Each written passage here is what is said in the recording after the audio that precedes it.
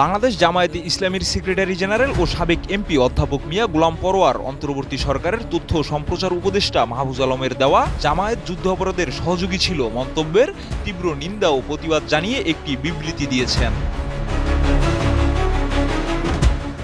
বৃহস্পতিবার ১৩ মার্চ সকালে দেওয়া এক বিবৃতিতে অধ্যাপক মিয়া গোলাম পরোয়ার বলেন, গত ১২ মার্চ বুধবার মাহফুজ আলম তার ফেসবুক স্ট্যাটাসে জামায়াতকে যুদ্ধ অপরাধের সহযোগী বলে মন্তব্য করেছেন, যা সম্পূর্ণ ভিত্তিহীন ও মিথ্যা। তিনি আরও বলেন, মাহফুজ আলমের এ ধরনের বক্তব্যে আমি বিস্মিত এবং এর তীব্র প্রতিবাদ জানাই। মিয়া গোলাম পরোয়ার বলেন, মাহফুজ আলমের মন্তব্য জামায়াত যুদ্ধ অপরাধের সহযোগী ছিল তা সম্পূর্ণ মিথ্যা এবং রাজনৈতিক উদ্দেশ্য প্রণোদিত।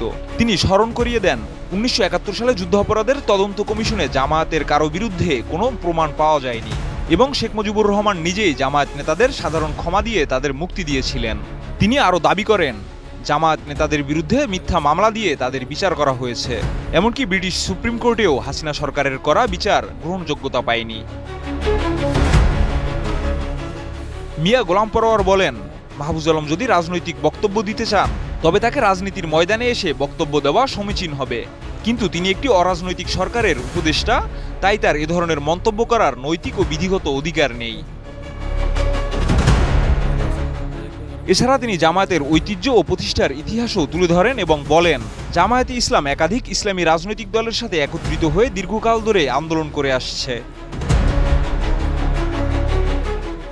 অধ্যাপক মিয়া গোলাম পরোয়ার তার বিবৃতিতে মাহফুজ আলমকে তার মিথ্যা মন্তব্যের জন্য দুঃখ প্রকাশ করার আহ্বান জানান এবং ভবিষ্যতে জামাতে ইসলামের সম্পর্কে এ ধরনের মন্তব্য থেকে বিরত থাকার অনুরোধ করেন। এদিকে মাহফুজ আলমের মন্তব্যের পর জামাতে ইসলামী সমর্থকরা সামাজিক যোগাযোগ মাধ্যমে প্রতিবাদ জানিয়ে বিভিন্ন মন্তব্য প্রকাশ করেছেন। মাহিন ইসলাম পাবেল, নিউজ ট্রিপল আই।